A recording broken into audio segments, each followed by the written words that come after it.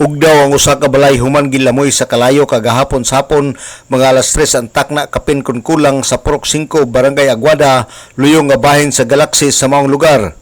Nasayran sa DXDD News Team nga usa ka balay ang totally damaged nga gipanagiyan ni Danny Rubio nga lumulupyo sa Mulabi sa Buanga del Sur. Ang nasangpit nga panimalay adunay 7 ka pamilya ang nagpuyo niini nga walay bisan usa nga napunit atol sa maong sunog. Gisaysay ni Ginang Lorna Abing nga iyang namatikdan nga nasaba na ang pikas kwarto ug sa iyang pagtan-aw kusog na kayo ang kalayo. Human niya nakita ang kalayo, iyang gidali pagkuha ang iyang apo palayo sa balay ug walay bisan gamay nga nadala atol sa maong sunog. Piti-piti naman pagsaka nako sa tan-aw nako sagdanan kay nabana naman gutong sa pikas kwarto. Nagpiti-piti na paghangad na ako kay gawas ko kay nabana na sila, gasiga-siga na. Aham ni gasugod ang kalayo. Dito sa taas. So waka ka hibalo po kung sa inungdan. Wala, basta nagpiti-piti lang. Kusog ng siga. Wala imong nabantayan. Oh. Mga unsa oras to, ma'am? Mga alas 3 kapin dito, alas 3:30. Unsa imong gihimo nga nakita kag kalayo? Na akong gikuha to akong apong natulog. Naamo sa ubos. Oo. Dayon nang gawas mo.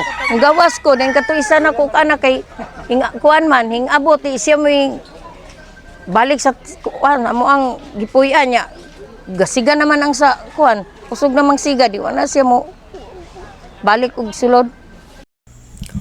Si Lorna Abing usa sa nagpuyo sa maong panimalay. Samtang si Marilyn Makalisang usa ka PWD o ganaarapod sa tapad sa nasunog nga panimalay, gikulbaan pag-ayo nga nagtan-aw sa dako na kaayo nga kalayo ug tungod sa iyang kakulba nagdahik siya paggawas sa iyang balay nga walay nakatabang kaniya nga usa ka PWD ug dili makalakaw ug samtang nahinabi sa DXDD News Team nakatulo ang iyang luha ni Ginang Marilyn Makalisang nga nagsaysay sa nahitabo ug wala siya laing nasangpit kundili ang Ginoo.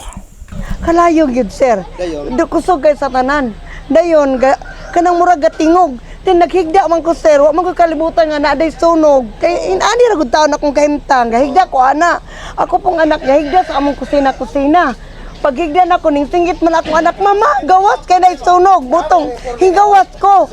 Pag gawas na ko di ana, gadahunog naman ang kalayo na init naman akong paminaw, di mura na magbuta bumtong gadaik ra gyud ko sir, gadaik. Kay dili man ko kalakaw. Pero di ka kalakaw gikaro sa. Oh, dili gyud asoton jud ko. Sumana ra gud karon giasot ko dang butang ko ani. Dili gyud ko kalakaw sir. Di ka kalakaw din. Sa imong gihimo, ma'am? Gidaik. Tanawa o nagalapok kay ko. Wala tawo nakatabang nimo. Wala kay. Wa naman lang ko nanawa. Ay naay mga batanon pero dili ko ka imagine sa ilang mga naong sir. Gumikan sa karatol. Ang ako yung giampo sa Ginoo sir kana ra gyud akong gigunitan nga pulong sa Ginoo sa Nahum 1:7. Ang Ginoo maayo dalang panan siya panahon sa kalsadan. Pura yun ako gigunitan po no sir. Dili sayon gyud ang gimatay mo.